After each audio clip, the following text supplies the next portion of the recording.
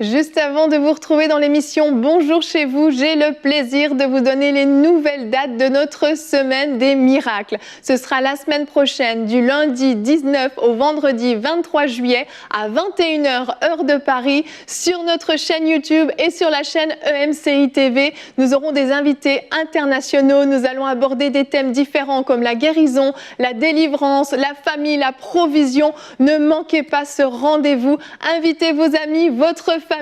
On se donne rendez-vous la semaine prochaine à 21h heure de Paris pour notre semaine des miracles.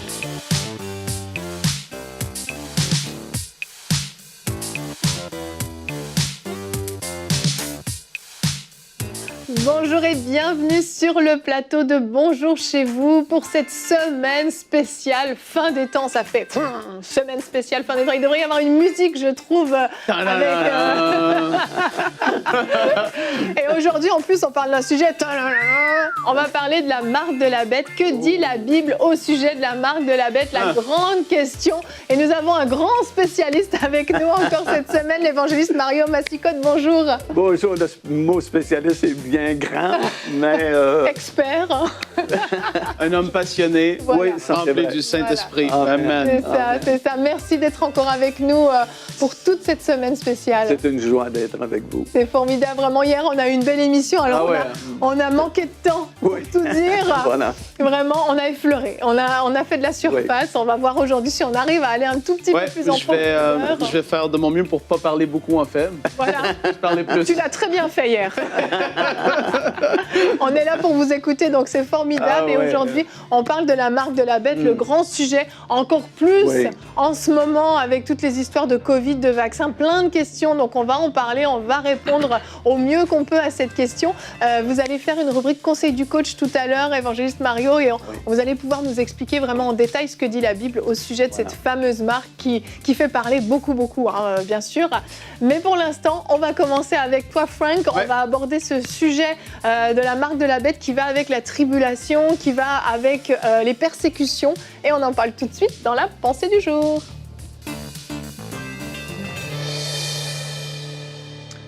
Bien, vous le savez, ce n'est pas d'hier que des temps difficiles pour les chrétiens sur la terre. On pense même à l'époque de l'apôtre Paul, dans les années 60, les années 60, pas 1960, mais 60, après la naissance de Jésus, si on peut le calculer comme ça. L'empereur Néron était là sur la terre. Les chrétiens faisaient face à une persécution terrible. Il y a même eu, en l'an 112, un décret qui avait été fait par l'empereur de Rome qui avait dit ne cherchez pas avec zèle les chrétiens, mais si quelqu'un accuse un chrétien d'être chrétien et que l'accusé l'affirme, il doit être mis à mort. Ça, c'est des décrets qui étaient là et les chrétiens devaient faire face à ça. Et puis, il y avait deux autres points. Il avait dit, si l'accusé nie être chrétien et se prosterne et adore les dieux avec un petit d romain, alors il sera pardonné. Et puis, il avait dit, ne reçoit aucune accusation faite dans l'anonymat. Les chrétiens étaient sous des attaques terribles et de l'an 200 à l'an 300, c'était pire encore. Mais l'Église s'est multipliée, selon ce qu'on pourrait voir avec l'histoire, fois 10 dans une période terrible et difficile. Amen. Et il y a un passage que j'aime tellement dans la parole de Dieu qui parle par rapport au fait de s'accrocher à Dieu, plus qu'à tout ce que cette terre a à nous donner ou à nous offrir. C'est Hébreux 11, les versets 23 à 26. Ici, ça nous dit, c'est par la foi que Moïse, devenu grand, refusa d'être appelé fils de la fille de Pharaon. Écoutez bien. Aimant mieux être maltraité avec le peuple de Dieu que d'avoir pour un temps la jouissance du péché, regardant l'opprobre de Christ comme une richesse plus grande que les trésors de l'Égypte. Wow! Car il avait les yeux fixés sur la rémunération. C'est extraordinaire. Et dans ces temps dans lesquels nous vivons, c'est encore relativement tranquille. Il y a de la persécution, c'est certain. Mais je parle que pour la grande majorité des chrétiens de l'Europe, en Amérique du Nord, Amérique du Sud, etc., c'est encore paisible pendant ce temps. Mais oui, il va y avoir des moments qui vont être plus difficiles, qui vont arriver. Mais avec ces moments difficiles, Dieu va aussi manifester sa gloire. Et ça, c'est extraordinaire. Et dans cette pensée, je veux juste vous encourager, tout comme Moïse l'a fait. Ayez en vue notre glorieuse espérance. L'éternité dans la présence de Jésus, celui qui nous a aimés plus que toute autre chose. Et je sens la présence de Dieu en ce moment pour quelqu'un. Je veux te dire, refuse ce péché dans ta vie, refuse de te compromettre, refuse de céder et de fléchir le genou aux tentations que le diable et ses démons vont vouloir apporter dans ta vie. Accroche-toi au Seigneur Jésus, même si c'est difficile dans ta vie présentement, dans ta famille, s'il y a des persécutions. Regarde à l'espérance qui est devant toi et devant nous tous. On va être ensemble pour l'éternité, tous ceux qui auront persévéré dans la foi jusqu'au bout, nous dit la parole de Dieu. Et ça, c'est mon encouragement pour vous aujourd'hui. Soyez bénis. Amen. Amen. Merci, Frank. Amen.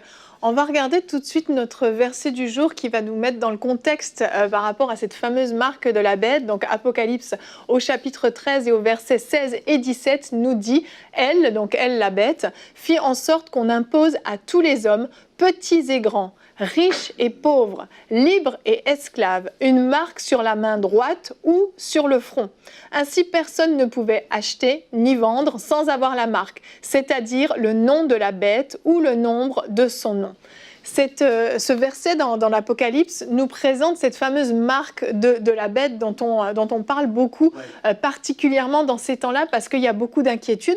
Parce qu'en fait, on comprend en lisant ce texte qu'il y a une persécution qui est associée à cette marque. Et d'ailleurs, on n'a pas pu détailler tout ce que l'Apocalypse dit au sujet de la marque de la bête, mais on comprend qu'il y a vraiment une action de persécution qui vient sur les chrétiens à ce moment-là. Juste le fait, là, dans ce verset, on voit qu'on peut ni acheter ni vendre sans avoir cette marque, c'est déjà un haut niveau, mais on comprend que ça va être des temps très, très difficiles pour l'Église à ce moment-là. En fait, tellement difficile que Jésus lui-même a dit, si ces jours n'étaient abrégés, personne ne pourrait survivre. Exact. Tellement ce sera intense, tellement ce sera difficile. En réalité, il y a toujours eu des persécutions contre l'Église, depuis le tout début, comme tu as mentionné. Et puis, même Jésus a dit, dans le monde, vous aurez des tribulations. Mais prenez courage parce que j'ai vaincu le monde. Amen. Mais remarquez qu'il n'y a jamais eu de persécution mondiale partout, à la fois, dans tous les pays, comme il n'y a pas eu encore un réveil mondial partout. Il y a eu beaucoup de réveils dans l'histoire de l'Église, mais c'était localisé dans tel pays, un réveil, un autre pays.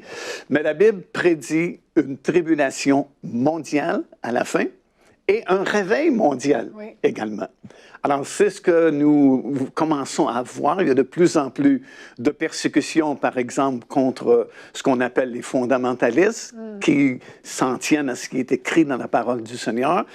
Et je crois que ça va s'intensifier jusqu'au retour du Seigneur, parce que dans Apocalypse, le 3e chapitre et au verset 10, parlant justement de cette tribulation mondiale, ça dit l'épreuve qui va venir pour tenter ou éprouver le monde entier, il est bien écrit que l'Église de Philadelphie, qui représente la vraie Église, ceux qui seront enlevés lorsque la trompette sonnera, la seule raison qui est mentionnée dans les Écritures pour laquelle ils seront enlevés, c'est celle-ci, parce que tu as eu la persévérance à garder ma parole. Amen. Alors, c'est écrit comme si ça va devenir un défi de garder la parole de Dieu dans les derniers jours, comme nous commençons à vivre de toute façon. Exact. Alors, on est en route vers cette tribulation mondiale, mais auparavant, il va venir ce réveil mondial que nous aurons sûrement l'occasion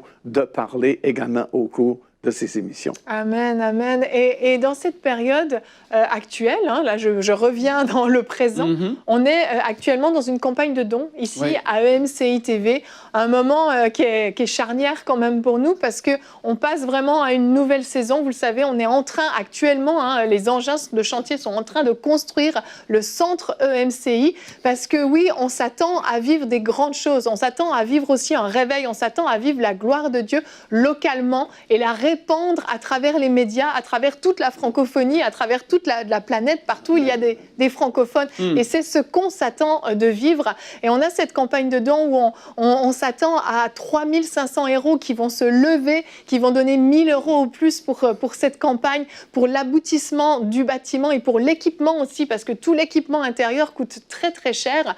Et on en parlait tout à l'heure, évangéliste Mario, vous avez reçu 3 paroles par rapport à ce centre. Alors on va va pas tout donner aujourd'hui, mais vous aviez une parole particulièrement à cœur par rapport à ce bâtiment. Oui, c'est vraiment très particulier parce que dès l'instant où j'ai vu la campagne mise en œuvre, il y a 3 choses que le Seigneur m'a montré, que j'aimerais partager avec vous, mais je ne peux pas partager les 3 choses au cours de cette émission parce que j'aurais trop de choses à dire. Surtout la 3e qui m'a vraiment frappé. Puis je me dis, wow, il y a vraiment juste le Seigneur qui peut penser et faire un programme comme celui-là. Alors la première chose que le Seigneur m'a montré, c'est qu'il y a très longtemps maintenant, j'étais en France, j'étais à Paris afin de tenir une série de réunions dans des églises.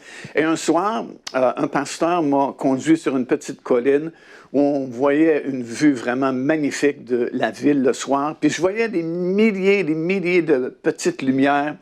Et puis je me disais, chaque lumière représente peut-être une maison, un commerce ou peu importe, un endroit où il y a des gens qui vivent.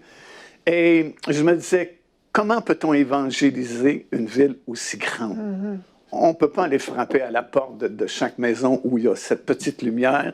On peut pas se tenir juste sur le coin de la rue. Comment peut-on rejoindre ces millions de foyers?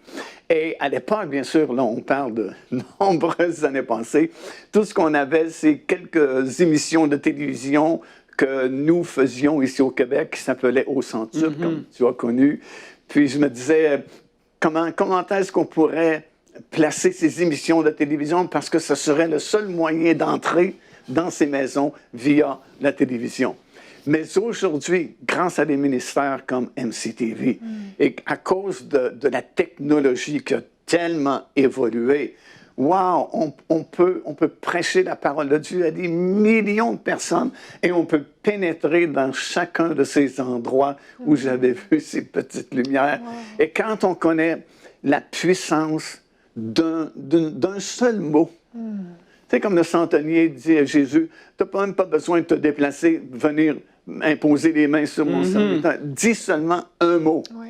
Et combien de mots par le ministère MCTV sont projetés partout dans la francophonie, et un seul de ces mots-là peut changer la vie complètement d'une personne. Amen. Alors, c'est la première chose que le Seigneur m'a montré. Puis, je voyais ça un peu comme une prolongation, si vous voulez, du ministère qu'on avait débuté ici au Québec il y a tellement longtemps avec l'émission Au Centuple, qui quand même rapportait des dizaines de milliers d'âmes qui ont accepté le Seigneur dans la province du Québec, ici au Canada.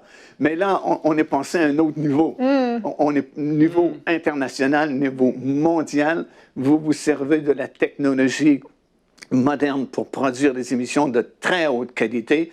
Et ça ne peut pas faire autrement que produire une moisson extraordinaire d'âmes, parce que c'est comme multiplier là, des milliers, des dizaines de milliers de fois. C'est la première chose que Dieu m'a montré. Ça va s'améliorer avec la deuxième. Et la troisième, c'est le climax. Wow, merci. Vraiment, gloire à Dieu. Oui, c'est notre prière. On veut rejoindre chaque petite lumière, chaque petit foyer qui parle français, qui soit rejoint par l'Évangile. C'est vraiment notre prière. Et si vous avez à cœur de semer dans cette œuvre, vous pouvez aller sur www.emcitv.com/3500 pour devenir un de ces héros. Vous pouvez donner en une fois, vous pouvez donner en plusieurs mensualités. Vraiment, chaque participation compte et fait la différence. Et on remercie déjà toutes les personnes. Vous êtes plus de 1000 à avoir rejoint cette merveilleuse aventure. Merci à tous ces héros qui se sont levés. Vraiment, de tout notre cœur, on vous bénit. Et on va enchaîner parce qu'on veut en savoir plus sur ce thème de la marque de la bête. Les gens disent oui, ok, allez, parle-nous d'autre chose. On va enchaîner avec la rubrique Conseil du coach.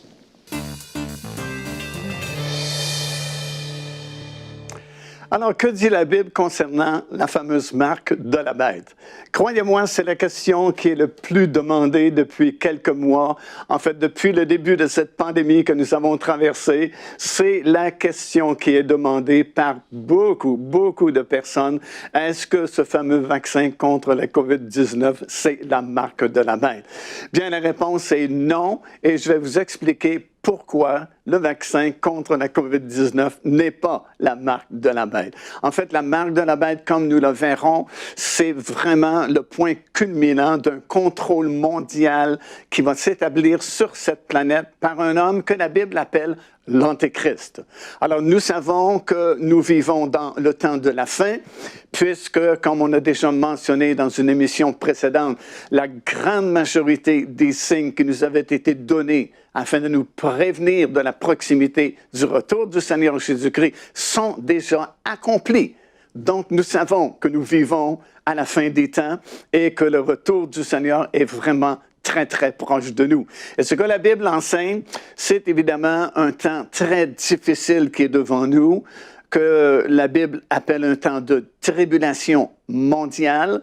Et nous savons par la parole du Seigneur que prochainement, en fait, puisque nous sommes vraiment rendus très proches de ce retour de notre Seigneur Jésus-Christ, il y a cet homme qui va émerger, que la Bible appelle l'Antéchrist, qui est mentionné à plusieurs reprises dans les Écritures. Et si vous scrutez justement les Écritures, vous allez comprendre, vous allez savoir que ce n'est pas seulement un système, l'Antéchrist, mais c'est vraiment une personne. C'est un homme en chair et en os qui va prendre le contrôle mondial. En fait, notre ministère vient de compléter une grande série d'études que vous verrez dans le cadre des émissions ici sur MCTV, qui a pour titre « Compte à rebours final vers le contrôle mondial ». Tellement nous sommes proches de l'émergence de cet homme-là. Cet homme va émerger au moment même où il confirmera une alliance pour une durée de 7 ans. Ça, c'est prophétisé dans le livre de Daniel, dans le chapitre 9, et au verset 27. Dans nos versions en français, ça dit « Il fera une solide alliance ». Mais dans le texte original, c'est encore plus fort, ça dit « Il confirmera une alliance pour une période de 7 ans ». La Bible mentionne une semaine, mais une semaine dans ce contexte prophétique, c'est l'équivalent de 7 ans. Donc, ce sont les 7 années de tribulation qui sont prophétisés dans la Bible. C'est une tribulation mondiale. Ce ne sera pas juste au Moyen-Orient. Ce ne sera pas uniquement en Israël et des quelques pays aux alentours. Mais la parole de Dieu, Apocalypse chapitre 3, verset 10, spécifie bien que c'est une épreuve mondiale. Ce sera partout sur cette planète. Alors, il va émerger soudainement, va confirmer cette alliance pour une période de 7 ans. Et c'est là que ces tribulations-là, ces jugements de Dieu vont s'abattre sur cette planète, sur un monde qui a rejeté le Seigneur Jésus-Christ, un monde qui n'a plus de valeur biblique. Alors, il faut qu'il y ait un jugement en quelque part, et ça va débuter peu de temps après la confirmation de cette alliance. Et ça va aller de pire en pire, vraiment, de plus sévère en plus sévère, à un tel point que Jésus lui-même a dit, si ces jours n'étaient abrégés, il n'y a personne qui pourrait survivre à ces 7 années de tribulation. Et ça va nous conduire jusqu'au milieu de cette période-là, donc 3 ans et demi après la confirmation de cette alliance, nous serons rendus à ce contrôle mondial. Effectivement, au tout début, dans le livre de l'Apocalypse, vous lisez dans le 5e chapitre, par exemple, ce fameux livre scellé de 7 sceaux. Ce livre est excessivement important puisque son contenu nous explique comment Dieu va juger ce monde et comment il va venir établir son royaume un jour sur toute la terre. Et dès que le premier sceau de ce livre-là sera brisé, ben c'est le début des jugements de Dieu jusqu'au 7e sceau qui va donner naissance à 7 autres jugements par 7 anges qui chacun aura une trompette. Et à chaque fois qu'il va sonner de la trompette, il y a un jugement qui va s'abattre sur cette planète. En plus, vous allez voir, ça s'intensifie en sévérité et puis c'est de plus en plus dur puisque la 5e trompette, la 6e trompette et la 7e trompette sont mentionnées comme étant 3 malheurs particuliers, spéciaux, en plus des jugements. Et lorsque finalement cette 7e trompette sera sonnée, ben, on est au milieu exactement de la période des 7 années de tribulation, et c'est à ce moment-là que l'Antéchrist va réussir à devenir le gouvernement mondial. Au même moment, il va se faire assassiner, il va recevoir un coup d'épée, comme nous disons dans la parole du Seigneur, va tomber mort, mais à la stupéfaction des gens, il va revenir à la vie. Et soudainement, va faire son apparition, ce que la Bible identifie comme étant le faux prophète. On ne parle pas de lui pendant la première partie des 7 années de tribulation, mais au moment même où l'Antéchrist s'empare du gouvernement mondial et qu'il est assassiné et revient à la vie, le faux prophète fait soudainement son apparition et il va dire quelque chose comme « Qui est semblable à cet homme qui a la blessure mortelle, mais qui pourtant vit quand même ?» Et la Bible dit « Les gens seront en admiration derrière cet homme-là, parce que c'est comme si nous avons vaincu le dernier ennemi, la mort. Parce qu'on a vérifié, il était vraiment mort, mais le voici à nouveau vivant. » Alors, profitant de la stupéfaction et de l'admiration des gens pour cet homme, il va ordonner que les gens se fassent une image de la bête, et non seulement se fassent une image de la bête, mais qu'ils adorent la bête et reconnaissent cet homme comme étant le seul Dieu, le Dieu suprême de l'univers. Et il va imposer à ce moment-là la marque de la bête. Ce n'est qu'au milieu des 7 années de tribulation que l'imposition de la marque de la bête se fera. Alors, ça n'a aucun rapport avec la pandémie que nous avons traversée, puisque cette marque ne sera imposée qu'au milieu des 7 années de tribulation et sera imposée par le faux prophète. Et ceux qui prendront la marque de la bête devront reconnaître que l'Antéchrist est le seul Dieu suprême. Bien sûr, il y a une question commerciale, financière, parce que ceux qui ne prendront pas la marque de la bête à ce moment-là ne pourront plus ni acheter, ni vendre, parce qu'il y aura un contrôle mondial de l'économie, de la finance mondiale, mais c'est surtout une question religieuse. La personne qui va accepter de prendre cette marque devra reconnaître justement qu'il n'y a pas d'autre Dieu dans le ciel ou ailleurs, mais que cet homme, que la Bible appelle l'Antéchrist, est le Dieu suprême. Et là, c'est très sérieux parce que, selon la Bible, tous ceux et celles qui prendront cette marque de la bête, il n'y a pas de salut possible, il n'y a pas de rachat possible pour eux. Alors, étant donné que c'est tellement dramatique, et étant donné que l'Église, en général, ne sera plus là durant les années de tribulation, Dieu peut utiliser des moyens extraordinaires qu'il n'utiliserait pas présentement, par exemple, si bien qu'il va envoyer un ange prêcher l'Évangile éternel. Comprenez, si l'Église devait traverser des années de tribulation, un ange ne pourrait pas prêcher l'Évangile parce que ce serait notre responsabilité. Mais puisque nous ne sommes plus là, nous avons été enlevés, Dieu va envoyer un ange. C'est dans Apocalypse chapitre 14, des versets 9 jusqu'à 11, et il va dire à la population mondiale, ne prenez pas la marque de la bête, parce que ceux qui prendront cette marque, il n'y a pas de salut possible. Alors, vous voyez bien que ce n'est pas possible que ce soit présentement, puisque ce n'est qu'au milieu des 7 années de tribulation que cette marque sera imposée. Deuxièmement, ce n'est pas juste une marque pour le commerce ou les finances, mais c'est surtout une marque religieuse qui reconnaît l'Antéchrist comme le Dieu suprême. Et en plus de tout ça, il y a un ange qui va avertir la population mondiale de ne pas prendre cette marque. Alors, personne ne pourra prendre la marque de façon accidentelle ou sans le savoir. Tout le monde sera bien averti, tout le monde sera bien au courant de ne pas prendre cette marque-là. Alors, comprenez, nous sommes très proches de l'accomplissement de toutes ces choses. Tu sais, quelquefois, nous lisons les versets dans la parole du Seigneur et puis c'est comme flou, c'est comme, peut-être oui, un jour, ça va arriver. Puis tout le monde un peu donne son opinion, sa façon de voir les choses. Mais si vous scrutez vraiment les Écritures, si vous regardez autour de vous ce qui se passe en Israël, chez les nations et même dans l'Église du Seigneur Jésus-Christ. Vous savez très bien que ce n'est pas normal ce qui se passe autour de nous. Vous savez très bien que nous approchons de ce contrôle mondial. Écoutez, déjà, nous sommes contrôlés. Nous sommes surveillés par nos téléphones intelligents, par nos ordinateurs, par les millions de caméras qui sont là partout dans les centres commerciaux, dans les rues, un peu partout. Nous sommes surveillés par les satellites dans le ciel.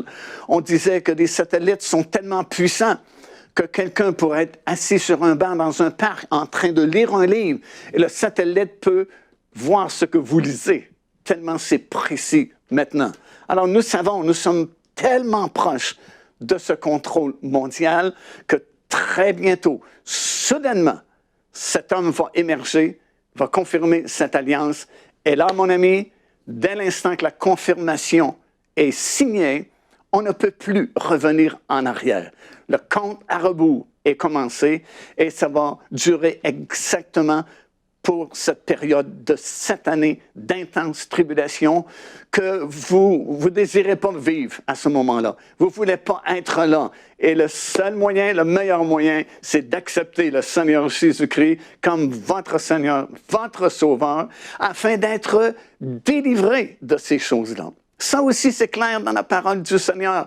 Justement, dans le 3e chapitre du livre de l'Apocalypse, le Seigneur dit, « Parce que tu as eu la persévérance à garder ma parole, je te garderai aussi. » Et le texte grec dit, « En dehors de cette tribulation. » Alors, si la tribulation est mondiale, à l'échelle mondiale, le seul moyen d'être protégé en dehors, c'est d'être enlevé, et c'est exactement ce qui va se produire pour tous ceux et celles qui vont rester fidèles au Seigneur Jésus-Christ. La trompette va sonner, les morts en Christ vont ressusciter, et nous qui serons vivants, dans un instant, mon ami, un clin d'œil, nous serons changés, et nous allons monter dans les airs à la rencontre du Seigneur, et nous allons éviter tous ces jugements, cette colère, et surtout éviter de décider si on doit prendre ou non la marque de la bête. On n'a rien à voir avec cela parce que nous sommes dans un autre royaume, nous sommes une nation sainte, un peuple acquis, nous sommes des sacrificateurs, un sacerdoce royal, comme dit l'apôtre Pierre. Alors restons fidèles au Seigneur, n'ayons pas peur de ce qui se passe dans le monde parce que nous appartenons à un royaume fort, puissant, dont le Seigneur Jésus-Christ est la tête de l'Église. Gloire au Seigneur. Amen et amen. Amen. Merci. Venez vous rasseoir. C'est tellement merveilleux. Ah là là, je t'ai émue en vous écoutant. Parce que quand on parle de ces sujets-là, on réalise le Père merveilleux qu'on a. Wow, et il reste une petite minute, mais je veux donner l'opportunité à ceux qui nous suivent, qui n'ont pas encore fait de Jésus-Christ le Seigneur de leur vie, de pouvoir simplement répéter une prière si vous voulez bien les conduire. Oui, c'est tellement simple. Seigneur, étends ta main sur chaque personne qui écoute cette émission aujourd'hui, peu importe qui elle est, peu importe à quel endroit elle se trouve. Le salut, c'est tellement simple. Tu as dit dans ta parole, Seigneur, quiconque invoquera le nom du Seigneur sera sauvé. Je veux vous dire que le salut est encore disponible au moment où nous enregistrons cette émission de télévision. C'est encore une bonne journée. C'est le temps favorable pour accepter le Seigneur. D'autant plus que nous voyons tous ces signes s'accomplir rapidement autour de nous. Nous voyons ce contrôle mondial prendre place. Écoutez, les gens, même du monde, ceux qui ne connaissent pas la parole de Dieu, le ressentent ce contrôle qui est de plus en plus serré sur nos finances, sur nos libertés, sur nos paroles, sur tout ce que nous faisons. C'est clair, les prophéties de la Bible s'accomplissent sous nos yeux et ce sont parmi les dernières prophéties avant le retour de notre Seigneur. Alors ouvrez votre cœur, invoquez le nom du Seigneur Jésus. Il va pardonner vos péchés, vous donner la vie éternelle. Parce que c'est un don gratuit de Dieu. Amen. Amen. Merci infiniment. C'était encore une fois passionnant. Si vous voulez en savoir plus sur ce thème, on vous encourage à aller sur le site www.paindevie.org. Pain de vie en un seul mot.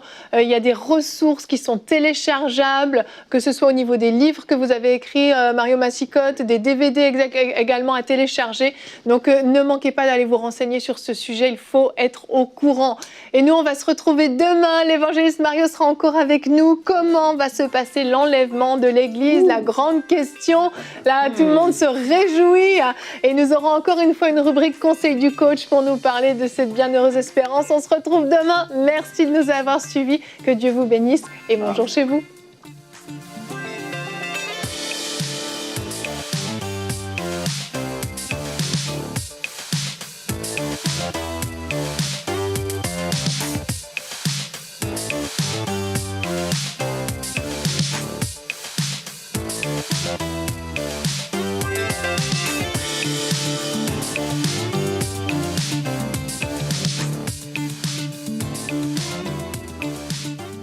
Dès maintenant, donnons pour achever la construction et équiper le centre EMCI.